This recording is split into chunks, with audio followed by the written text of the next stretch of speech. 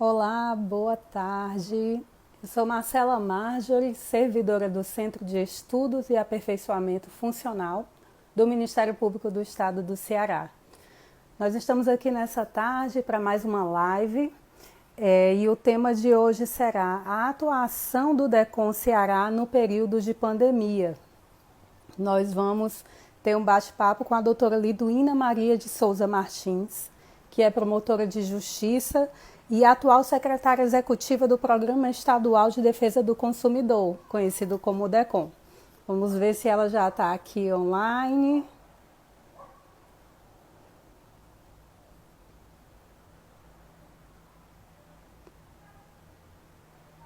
Doutora Liduína.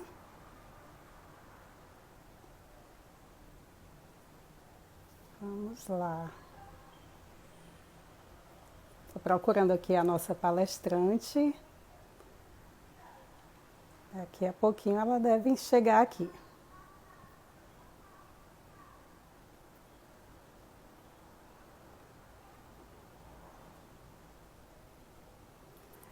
Enquanto a doutora Liduína não chega, eu vou falar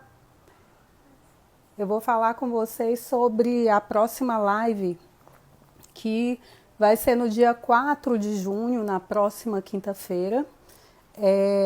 O tema será o papel da ciência na pandemia de Covid-19. E teremos como palestrantes o promotor de justiça Enéas Romero, que é o coordenador do CAU Cidadania, e do grupo de trabalho do Covid do MPCE, juntamente com o médico epidemiologista Antônio Lima Silva Neto, que é conhecido como Tanta. Vai ser mais uma live que nós estamos conduzindo para que a sociedade veja como o Ministério Público tem atuado. Vamos ver aqui se a doutora Liduína já está online. Está aqui ela.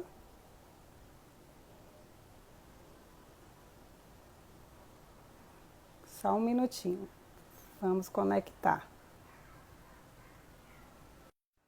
Estou adicionando aqui a doutora Liduína. Boa tarde, doutora. Olá, boa tarde, tudo bem? Tudo bem. Olha só, já fiz aqui a sua apresentação, né? Sua câmera está de lado, se a senhora puder virar. Desculpa, eu não sou Pronta. versada, infelizmente, em Instagram. Mas estamos juntos. Sou bem É isso aí. desconectada do Instagram, gente. A minha rede social é outra, ainda sou um pouco antiga aí na coisa.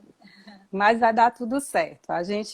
Ninguém aqui é profissional, né? A gente está tentando apenas inovar com os meios que nós temos, né, de tecnologia, para que a sociedade continue vendo como o Ministério Público tem atuado nesse período de pandemia, né? E essa live é uma iniciativa do Ministério Público por meio do Programa Estadual de Defesa do Consumidor, juntamente com o Centro de Estudos e Aperfeiçoamento Funcional.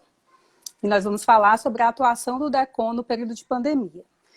Doutora Liduína, nós acompanhamos bem no início da pandemia que houve uma procura muito grande por insumos, materiais de proteção, tipo o álcool em gel, as máscaras, né?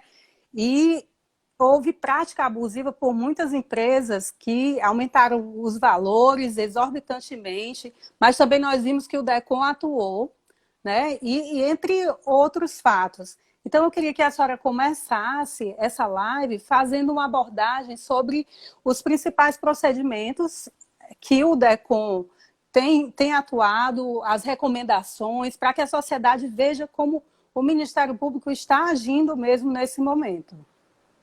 Passo a palavra para a senhora. Tá bom, obrigada, Marcela. Boa tarde a todos que estão vendo aqui nessa nossa conversa. Eu agradeço demais o convite, né, da doutora Luciana e toda a sua equipe, e você, Marcela, também.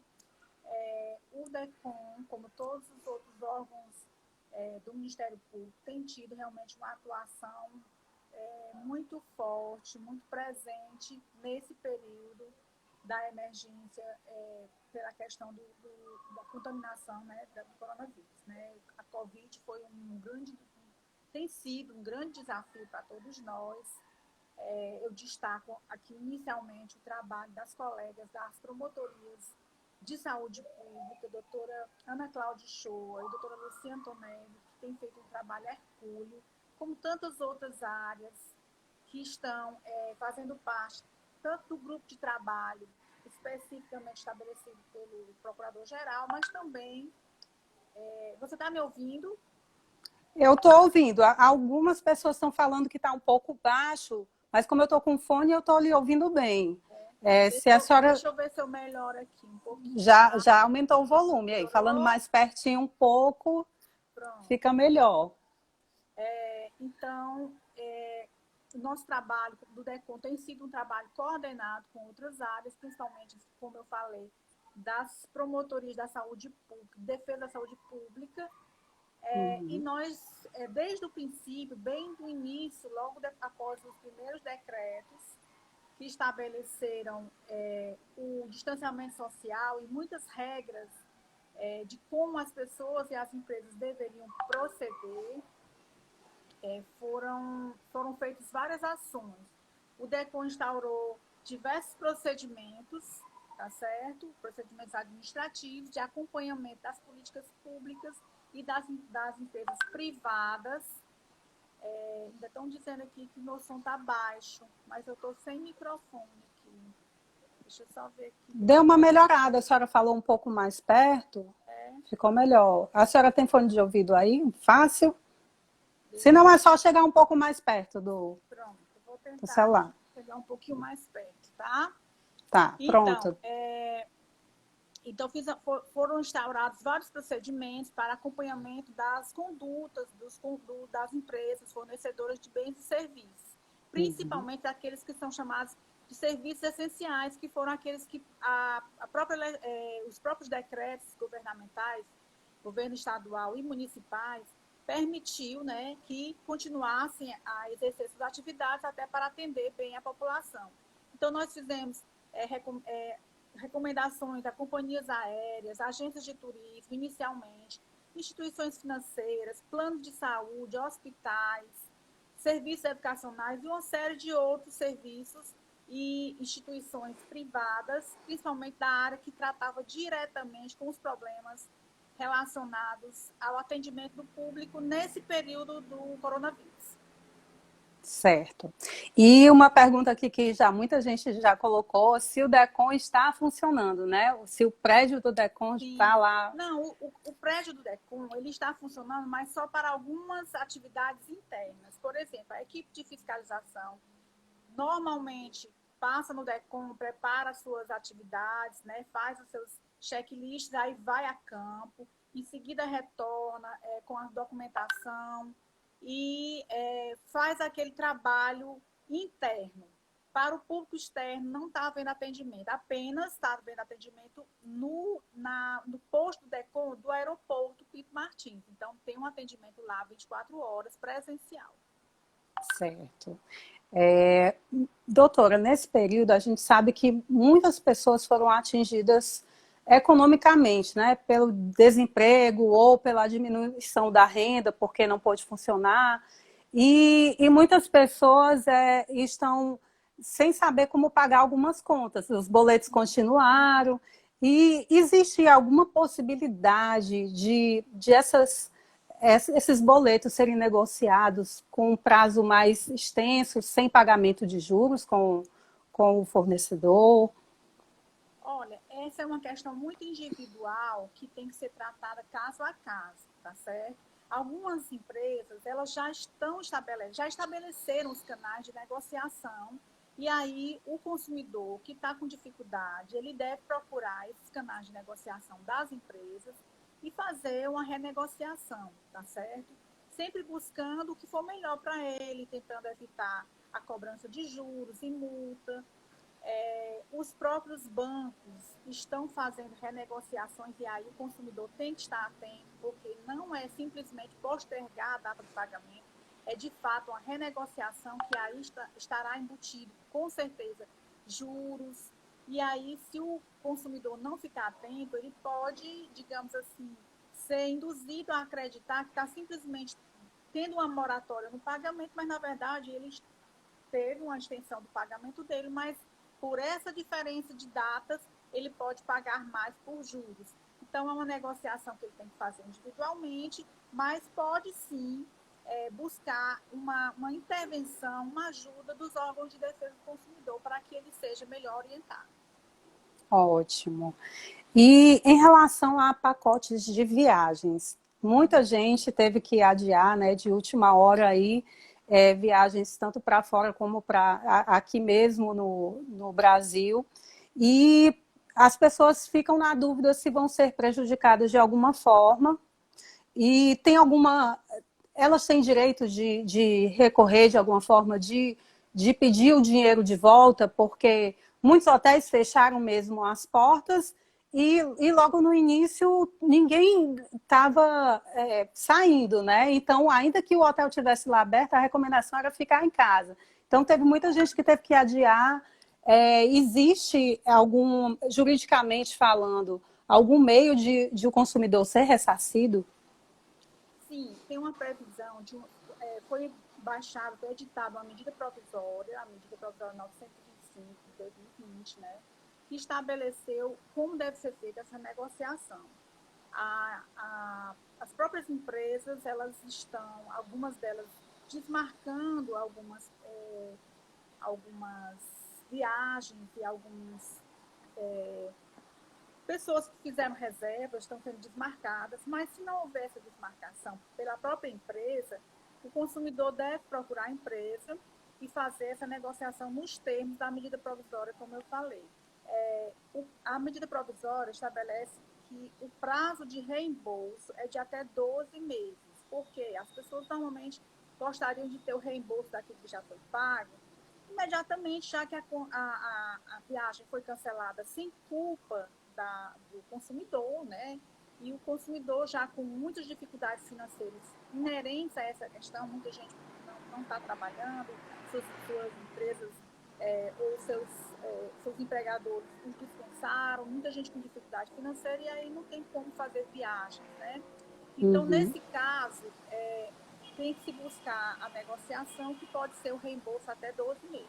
Ou remarcar, digamos, se a pessoa já tiver uma data, é claro que tudo ainda está muito incerto, a gente não sabe quando realmente vai ter segurança para fazer uma viagem, mas às vezes é uma viagem muito necessária, que é para visitar um parente, alguma coisa assim, e a pessoa já tem mais ou menos uma ideia, então ela pode remarcar sem ônus a sua viagem, sempre de acordo com sua necessidade e a disponibilidade do fornecedor, certo? Mas isso está previsto na medida provisória. Ótimo. Bem esclarecedor, doutora. Em relação a eventos, shows, que a pessoa já adquiriu o ingresso antecipado e que esses eventos foram cancelados ou adiados, qual é o procedimento para o consumidor? Também, nesse aspecto dos eventos festivos, shows, também tem uma medida provisória que também o governo federal expediu, né? É a medida provisória 948, que ela também prevê a remarcação dos eventos para uma data que seja possível, tá certo? Sem ônus para qualquer das partes, ou então substituir por digamos, um crédito. A pessoa já pagou o ingresso, pode ficar com aquele crédito para ser utilizado posteriormente, ou também pode ter o seu reembolso do valor já pago num prazo de 12 meses também até contar do final do período de emergência, né? Então, esse prazo ainda não iniciou. Às vezes as pessoas ficam um pouco preocupadas, eu não tive ainda meu reembolso, já passou algum tempo, mas tudo isso tá previsto, que só vai iniciar, por exemplo, da viagem, que a gente falou até pouco tempo, né? A partir de quando o evento deveria ocorrer, né? E no caso das eventos festivos, a partir do final do período da emergência, que ainda não aconteceu, né? A gente está aguardando aí as autoridades sanitárias e governamentais estabelecerem qual é o período de retorno total das atividades.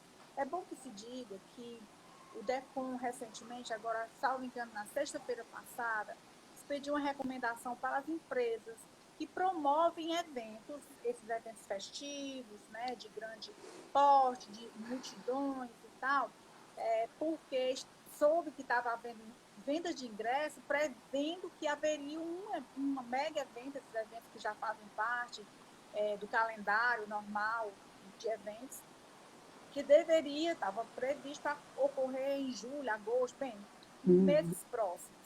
Então, a gente sabe, acompanhando as decisões governamentais, esses eventos não estão previstos para ocorrer essas atividades. Possivelmente vão demorar, a gente não sabe, não tem certeza, isso depende muito do andamento do controle da pandemia aqui no Ceará e em outros locais. Então, assim, a gente tem que aguardar. E aí, a recomendação foi no sentido deles não programarem eventos agora, próximos, e não fazerem vendas, não ofertarem ingressos, porque as pessoas ficam naquela expectativa, compram, e elas não vão ter certeza que esse evento vai acontecer. E logo em seguida, depois da nossa recomendação, por coincidência, o governador até foi ao Twitter e explicou que um desses eventos não deverá acontecer no prazo que costumeiramente ocorre. Então é importante que as pessoas não se iludam, porque isso depende de muita coisa e das condições sanitárias do município onde elas residem. Nesse momento a gente não tem certeza de nada, né? Infelizmente. A certeza de não ter certeza. Exatamente. A gente só torce para que seja o mais rápido possível, né? Mas sabemos que a gente tem um período aí ainda de distanciamento. Bem, em relação aos serviços essenciais, doutora Liduína, tipo CAGES, Enel, a falta de pagamento por um consumidor pode gerar o corte nesse período de pandemia ou está tudo suspenso? Não, com relação ao serviço de energia elétrica, houve uma resolução da agência reguladora, da ANEEL, né? E essa resolução suspendeu qualquer tipo de corte para os consumidores residenciais e para os serviços essenciais nesse período, em caso de inadimplemento. Então, se a pessoa não está podendo pagar nesse momento, por enquanto, o corte não pode ocorrer por essa razão.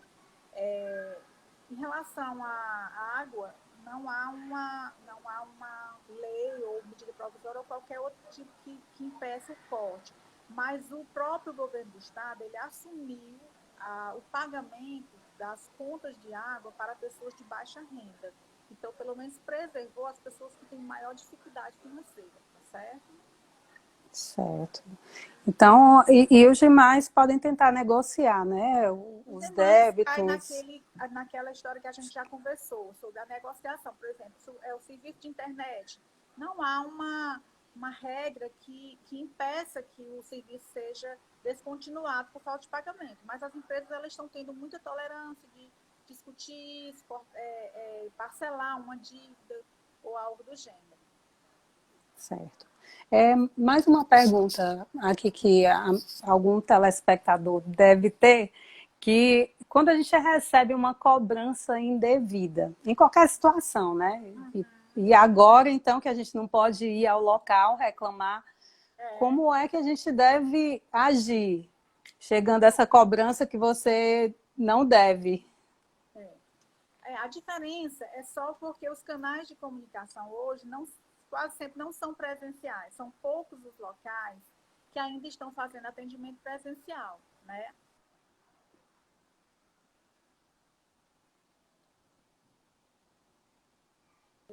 Só um instantinho que eu vou tentar colocar aqui o celular para carregar. Então, se as pessoas receberam uma cobrança indevida, elas têm que procurar os canais da empresa que, digamos, emitiu essa cobrança indevida. Isso aí, de qualquer sorte, não importa se é no período da pandemia ou não. A diferença, como eu falei, é se está acontecendo e a dificuldade é o contato, né? Mas as empresas quase todas estão tendo seus sites e telefones de contato. e a pessoa deve procurar a empresa e tentar reverter essa situação de cobrança indevida. Caso ela não venha a obter sucesso desse contato direto, ela deve procurar os órgãos de defesa do consumidor, porque, de acordo com o artigo 42, parágrafo 1 do CDC, essa cobrança indevida pode gerar, inclusive, um pagamento, um retorno, né, que a gente chama de repetição de indébito, até o valor, até o dobro, né? O dobro do que ela pagou indevidamente. Mas isso é algo que acontece normalmente, e se ela tiver dificuldade, ela deve procurar os órgãos de defesa do consumidor, o DECOM, em particular, que a gente, né, onde a gente trabalha, o que a gente faz normalmente no atendimento, fazer essa orientação e buscar resolver essa situação. Certo. E a questão de contratos de ensino nesse período, muitas aulas foram suspensas ou adiadas, ou foram tornadas online, né, exclusivamente virtual. E com certeza isso gera um custo, às vezes, menor para a instituição. O consumidor, como é que fica nessa? Porque antes ele pagava por uma estrutura que ele não está tendo mais, ou por uma aula que foi adiada. Qual é o procedimento nessa situação do consumidor? Essa é uma situação que está bem complexa. Eu acho, inclusive, que fora da questão assim, de saúde propriamente dito, né, é algo que, a meu ver, no meu sentimento, é o que está mais difícil de solucionar. A gente vê as famílias muito aflitas, com seus filhos pequenos, principalmente as crianças menores, tendo que assistir aulas online, através de métodos que elas não têm familiaridade. Os pais também, muitas vezes, ou mesmo estando em teletrabalho, têm a dificuldade, tem que ficar acompanhando. É uma realidade difícil para todo mundo. Mas, assim, do ponto de vista nós fizemos uma recomendação, inclusive, o DECOM fez uma recomendação para que a qualidade do ensino seja o mais próximo do desejável possível, de acordo com esses métodos novos, e que depois essas aulas sejam, na medida da necessidade, elas sejam repostas, elas sejam complementadas, né? Então, a gente também tem que aguardar como será o retorno para ver o comportamento geral das escolas, mas de fato está havendo muita reclamação. As reclamações também são muito no sentido do contrato, do pagamento, né? As mensalidades, desde o início foi muito difícil, porque há de fato uma diminuição daqueles custos das empresas das empresas educacionais, e elas não estavam dispostas a renegociar, a ofertar um desconto. Isso passou por vários estágios aqui no estado do Ceará. Primeiro houve recomendação para que eles fizessem essa reavaliação dos custos e ofertassem descontos de acordo com as faixas pedagógicas. Em seguida, houve uma ação civil pública que foi interposta pela Defensoria Pública. Essa ação civil pública, ela logrou uma liminar. O juiz concedeu uma liminar determinando um desconto padrão, assim, linear para que as escolas aplicassem. E logo em seguida veio a lei estadual, né? A lei estadual veio para dirimir essa situação.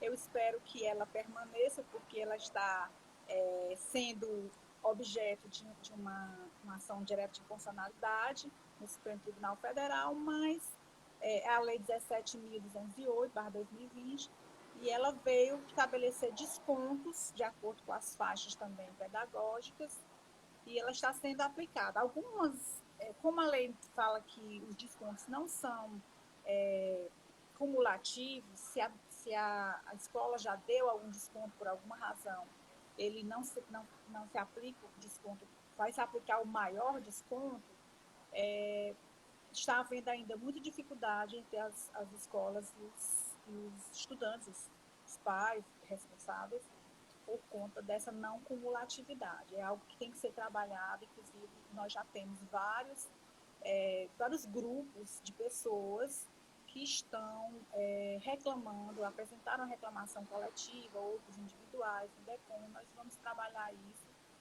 junto às universidades, às faculdades, às escolas, para que elas, de acordo com a razoabilidade, você vê que elas tiveram uma diminuição de custos, e não é razoável que os pais arquem. Muitas vezes, há casos de faculdades caríssimas, né, cursos muito, muito custosos, muito caros, em que a faculdade diz que não tem mais que aplicar desconto, porque já tem um desconto desde a matrícula. E é quase que impossível que as famílias permaneçam pagando esses valores tão altos. Então, nós estamos trabalhando essa questão também. Certo. E na possibilidade de não serem cumpridas essas determinações legais, essas recomendações, como é que o consumidor pode fazer essa reclamação junto ao DECOM? Já que o atendimento presencial está suspenso, quais são os canais que o consumidor pode acessar para fazer alguma denúncia quando se sentir prejudicado de alguma forma ao DECOM? Existe uma plataforma chamada consumidor.gov, que a pessoa pode fazer isso pela internet, já fazer a reclamação. Existe um grupo bem grande de fornecedores de bens e serviços que estão cadastrados nessa plataforma, que você pode fazer sua reclamação, tá? Mas também pode fazer através dos canais do DECOM. O atendimento do DECOM, como eu falei, ele permanece ainda presencial 24 horas no aeroporto, mas também através... Aqui eu vou olhar aqui os telefones, porque eu não estou muito bem. Então, vou aproveitar aqui e olhar uma colinha, tá bom? Tá então, os bom, nossos vamos lá. WhatsApp, 99187-6381, 98960-3623, 99181-7379, ou então pelo e-mail deconce@mpce.mp.br. Qualquer dúvida é só entrar no site do DECOM, que vai estar toda essa informação dos canais, tá certo? A gente, sempre que possível, a gente está passando isso nas redes sociais, mas eu vou repetir, o e-mail deconce@mpce.mp.br. Então, nós estamos atentos, recebemos muitas reclamações nesse período, demos prosseguimento. Algumas reclamações, Marcela, foram bem interessantes, porque davam conta de, por exemplo, de os planos de saúde não estarem realizando os testes para detecção de Covid. A fiscalização foi a campo, realmente percebeu, né, foi constatado que não estava havendo estava havendo negativa de realização, mesmo com a prescrição médica para o exame de detecção de Covid-19. E aí nós autuamos algumas empresas de planos de saúde, elas apresentaram defesa, nós estamos analisando o teor da defesa, e em breve iremos decidir quanto à legalidade ou não dessas recusas. Entendendo que as recusas foram injustificadas, essas empresas serão multadas, né? Depois dessa autuação, interessante é que outras pessoas reclamaram que também não estavam atendidas, e nós emitimos alguns ofícios, algumas notificações para alguns planos de saúde, e eles passaram a cumprir, já havia de que atendesse o consumidor, já que havia prescrição médica, não havia motivo para a recusa da realização dos exames. Então, os nossos consumidores, os que reclamantes, eles são o nosso principal canal de buscar as falhas de fornecimento. É importante que eles apresentem as demandas, e a gente, na medida possível, muitas vezes são coisas urgentes, a gente tenta fazer. Houve um caso, por exemplo, de uma senhora que, salvo engano, um senhor idoso que não estava havendo um devido atendimento por um hospital, tá certo? E a gente foi feita uma reclamação, imediatamente a gente atuou junto a essa unidade hospitalar, a situação desse senhor, desse paciente, foi imediatamente resolvida. Então, assim, a gente tem também quando as informações chegam para a gente. Certo. E só para deixar claro para os consumidores, em relação a essa questão do plano de saúde negar o teste, né, do Covid. A pessoa precisa com urgência do teste. Então, o plano de saúde nega, a pessoa acaba pagando do próprio bolso, né, e entra com a reclamação do DECOM. Mas o DECOM não vai determinar a devolução do dinheiro, não é isso? A pessoa tem que entrar com uma ação, depois... Nesse caso já é outra situação, onde ela não esperou a atuação do DECOM e ela resolveu custear pelo próprio bolso. Então, ela pode arguir junto ao fornecedor de serviço, que é o plano de saúde, o ressarcimento, uma indenização, um ressarcimento daquele custo que ela obteve, né? Mas, normalmente, se ela aguarda a situação, a gente conseguir resolver um prazo bastante razoável. A gente está pedindo que bom. 48 horas, né, notificando para 48 horas o exame seja realizado e tem sido atendido. Mesmo que seja... Tem médico que passa o tratamento e depois o paciente tem que fazer o exame para ver se já ficou bom. Se for prescrito pelo médico, o plano tem que custear. O plano tem que custear, tem que ofertar. Certo. E a denúncia que é feita pelo consumidor, em qualquer situação, né? Tem que ser identificado ou o consumidor pode reclamar uma situação sem se identificar, apenas dando os elementos básicos para que o DECOM possa atuar? Pode, sim, ele pode pedir o anonimato dele, mais uma vez usando o exemplo do teste de Covid que tinha sido negado. Partiu de uma denúncia anônima, o consumidor procurou um laboratório com a prescrição médica para fazer o exame.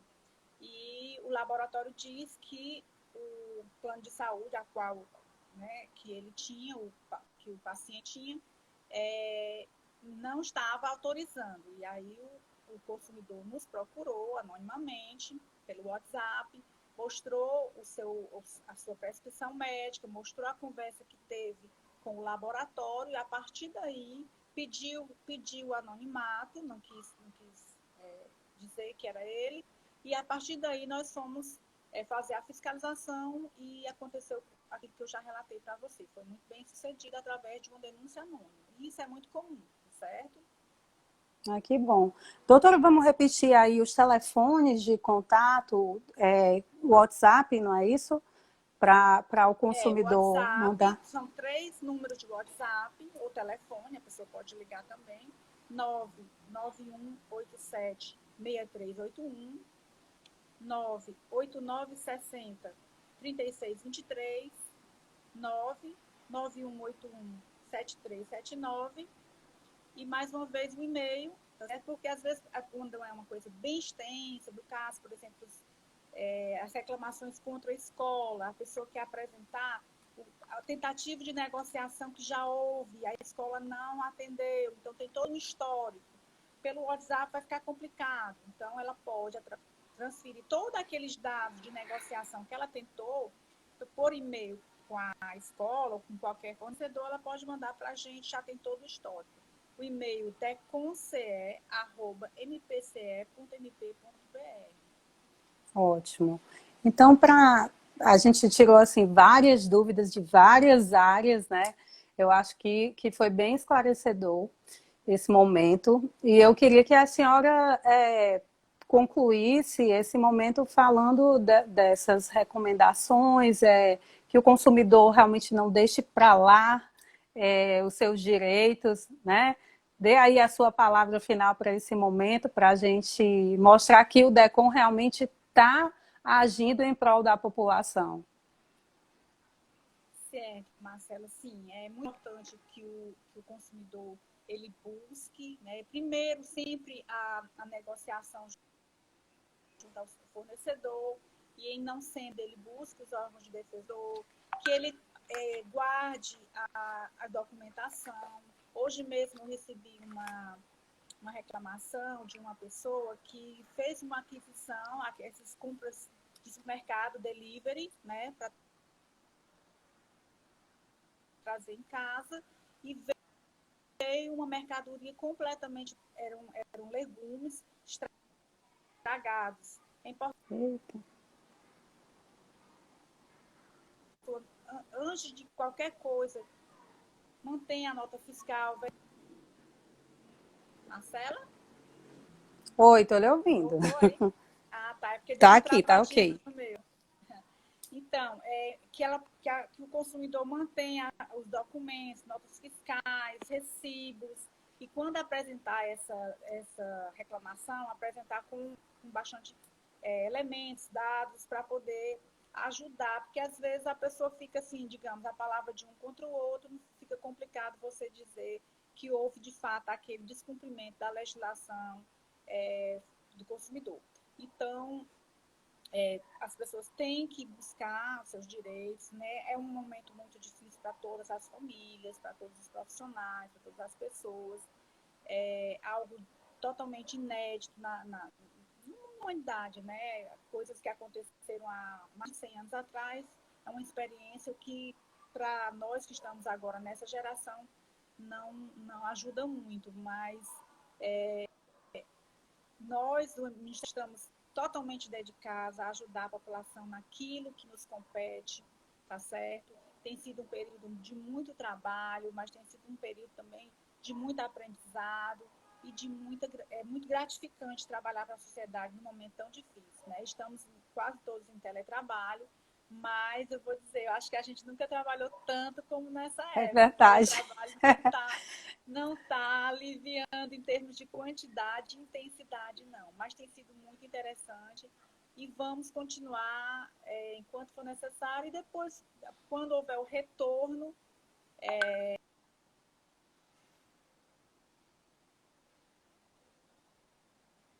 compete. Ótimo. Parabéns pelas palavras, doutora Liduína. A senhora tem sido muito elogiada aqui nos comentários, estou prestando atenção, alguns alunos, membros do Ministério Tá cheio Público. de amigos ouvindo aí, os amigos ficam ouvindo e aí, né? Mas está todo mundo satisfeito por essas dúvidas que foram esclarecidas, porque a gente fica com tanta coisa na cabeça que a gente não consegue nem pensar direito em como agir, né? Então, assim, a senhora esclareceu, de certa forma, muitas dúvidas que para a gente ainda tem que pesquisar na internet como é que faz para resolver, e já está tudo aqui. O Ministério Público levando a informação à população. Então, eu agradeço demais a senhora, a sua participação, a sua disponibilidade. Muito obrigada. Geral. Bom, abraço. Tchau. Outros. Tchau, tchau, doutora. Gente, repetir mais uma vez, a nossa próxima live será dia 4 de junho, na próxima quinta-feira. Essa semana teremos duas, por conta do feriado que tivemos, dos feriados que tivemos semana passada, né? E então, dia 4, quinta-feira, às 17 horas, com o tema O Papel da Ciência na Pandemia de Covid-19.